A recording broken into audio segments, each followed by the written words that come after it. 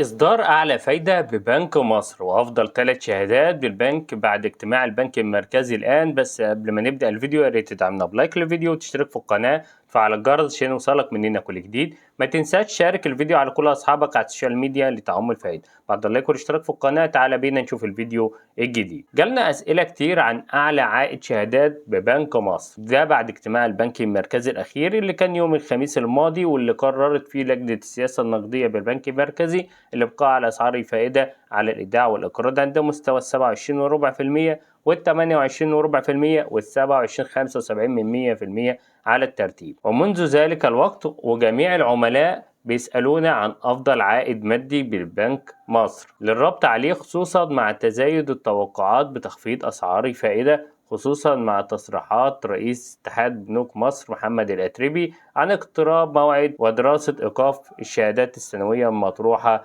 بالبنك. تعال بقى نتعرف عن أفضل 3 شهادات مطروحة ببنك مصر. وأول شهادة معانا وهي شهادة طلعت حرب. الشهادة دي شهادة سنوية لمدة 12 شهر. الحد الأدنى لربط الشهادة هو 1000 جنيه ومضاعفاته. دورية الصرف إما يكون شهري أو في نهاية المدة. سعر العائد على الشهادة إما يكون شهري 23.5% أو عائد سنوي 27% يصرف في نهاية المدة. تاني شهادة معانا وهي شهادة ابن مصر الثلاثية المتناقص. الشهادة دي شهادة 3 سنوات. الحد الأدنى لربط الشهادة هو 1000 جنيه ومضاعفات ال1000 جنيه. دورة الصرف إما تصرف عائد شهري أو تصرفه ربع سنوي أو تصرفه سنوي. سعر العائد الشهري بيكون السنة الأولى بتصرف العائد 26%، تاني عام بتصرف العائد 22.5%، تالت عام بتصرف العائد 19%. أما العائد لو هتصرفه ربع سنوي هتصرف في السنة الأولى 27%، العائد تاني سنة 23%، العائد تالت سنة 19%. أما العائد لو هتصرفه سنوي يبقى العام الأول هتصرفه 30%، والعام التاني هتصرفه 25%، والعام الثالث 20%. تالت شهادة معانا وهي شهادة القمة.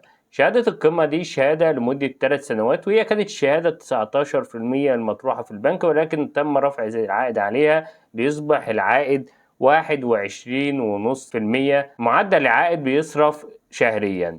انتظر مننا باقي تفاصيل الشهادات الجديدة، وفي شهادات هنطرحها الأيام القادمة. كل اللي عليك انت هتشترك في القناة، تفعل الجرس واللايك للفيديو، وما تنساش تشارك في الفيديو على كل أصحابك على السوشيال ميديا لتعم الفائدة.